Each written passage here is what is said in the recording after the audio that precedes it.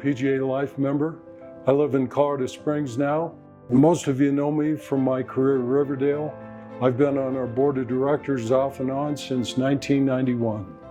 So I started my career at the Paradise Valley Country Club. It was mainly a social and swimming club. After I caddied a little bit at Cherry Hills, I was able to get a job there shagging balls, washing carts, just like the rest of us as kids, and I started in the shop as a 16-year-old.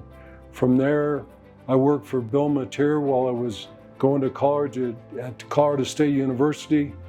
I never imagined that I would make an entire career out of it, but I just kept doing it and people kept offering me jobs, so I figured I must be pretty good at it, so I stuck with it.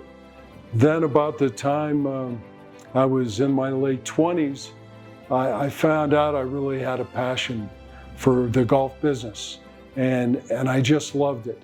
I love the business of golf. Really, my whole life, I've worked for many of the men that are here in the Colorado Golf Hall of Fame, which is why I asked that we video this in the Hall of Fame space here at the Broadmoor, because a lot of my motivation in golf was because of the dedication of the men and women that I worked around as a young person in golf. The people I was around when I was young, like Bill Bisdorf, Bob Hold, who influenced me toward playing and teaching, meant so much to me. I played high school golf at Aurora Hills and Valley Country Club, where Hall of Famers J.D. Taylor and Paul McMullen worked. They just exemplified what a great golf professional was, and really as a group they just influenced me. And once I got involved with PGA of America and working on our board, again, people like Vic Klein influenced me so much, and it was great to finally serve at a national level on our board of directors like Kathy is now. It's just the more you give, the more you get. And I can tell you, after 30 years of what people think is giving, I've gotten a lot more out of this than I ever gave. One of the greatest things to see is your facility used for a great golf tournament. When out at Riverdale, we hosted the public links that David Berganio won, Nota Begay played there, and to stand on your first tee and watch really good players play. When we hosted the then Nike, now the Korn Ferry tournament, use your golf facility, that is probably the proudest that I ever was as a facility operator.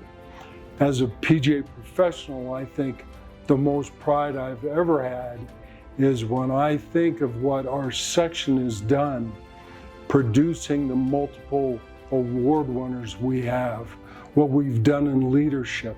When I think of what we went through in 2021, getting through that as a group, as a team, there was a time I don't think we could have done that.